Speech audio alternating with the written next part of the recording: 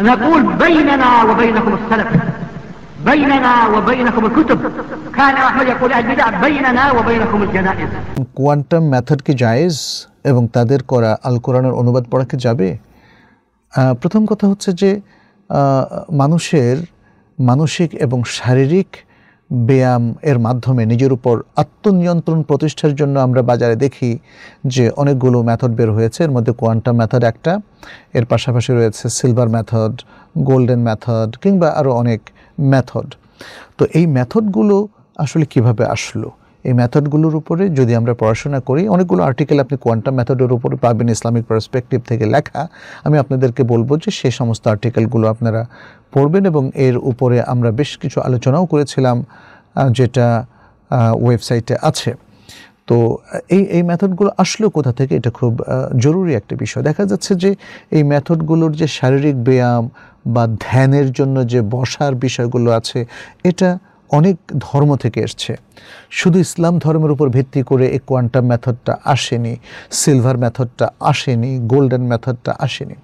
এখানে রয়েছে হিন্দু ধর্মের অনেকগুলো যোগ ব্যায়াম এবং রয়েছে ইসলাম ধর্মের হয়তো সালাত কিংবা এই যে কোরআন তেলাওয়াতের মাধ্যমে একটা বিশেষ কনসেন্ট্রেশন তৈরি করা আসে খ্রিস্টানদের নানা রকম চর্চা।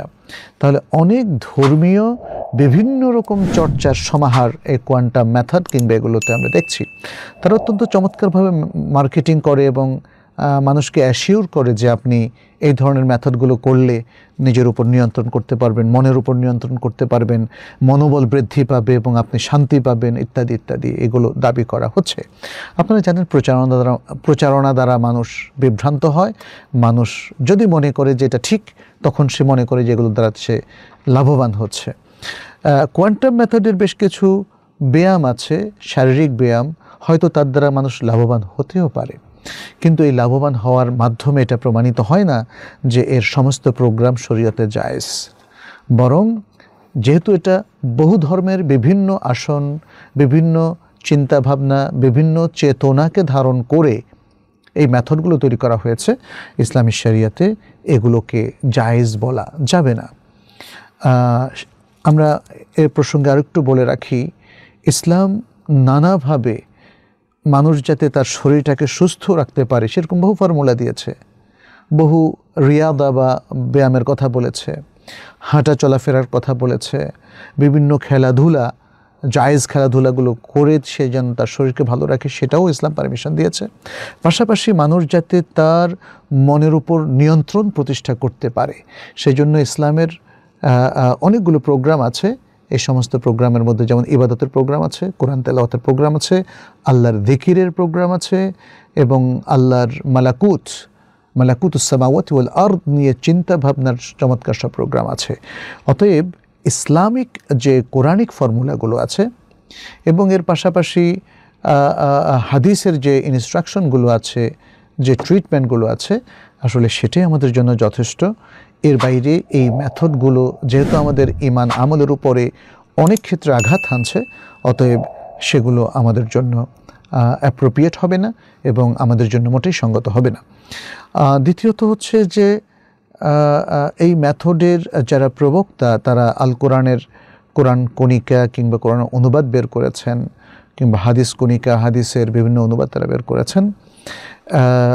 এগুলো কিছু আমিও দেখেছি, যদিও শতভাগ গবেষণার দৃষ্টিতে দেখা হয়নি, কিন্তু আমি বলবো যে এগুলো নির্ভরযোগ্য নয়। হয়তো অনেক তর্জমা সামনে রেখে তারা একটা তর্জমা বের করেছেন, কারণ এখন আমাদের বাংলা ভাষায় বাজারে বহু তর্জমা পাওয়া যায় এবং অধিকাংশ তর্জমাই আসলে নির্ভরযোগ্য নয়। এবং তার মধ্যে এই তর্জমাটাও, কারণ এটিও আমি গত সপ্তাহ দেখেছি, গত শুক্রবার এটি আমার হাতে ছিল এবং আরও অন্যান্য তর্জমাগুলো দেখেছি। কোরআনের তর্জমা পৃথিবীর সবচেয়ে সতর্ক তর্জমা এবং অনুবাদ হওয়া উচিত, কোরআনের অর্থের তর্জমা। সুতরাং কোরআনের এই অর্থের তর্জমা শুধু তারাই সঠিকভাবে করতে পারবেন যারা ইসলামকে ভালোভাবে বুঝেছেন, ইসলামের সঠিক ইলম ধারণ করেন, ইসলামের সঠিক ইলমের চর্চা করেন এবং দ্রুত যে কোনো কোরআন হাদিস এবং ওলামায়ে কেরামের বক্তব্য, সালাফের বক্তব্যের সাথে তার দ্রুত সংযোগ স্থাপনের সুযোগ রয়েছে। তিনি বই থেকে হোক অথবা যে কোনো লাইব্রেরি থেকে হোক অথবা হার্ড লাইব্রেরি থেকে হোক দ্রুত যে কোনো সূত্রের অথেন্টিসিটি তিনি অথেন্টিকেট করতে পারেন, বুঝতে পারেন। সুতরাং সেটা ছাড়া আসলে যে কোনো একজন ব্যক্তি কোরআনের অনুবাদ করে ফেলবেন সেটা আসলে গ্রহণযোগ্য নয়। এবং এই অনুবাদগুলো আসলে প্রকৃত ওলামায়ে কেরাম তারা যাচাই বাছাই করে সার্টিফাই না করা পর্যন্ত সেই অনুবাদ পড়াটা আমাদের জন্য সঙ্গত হবে না।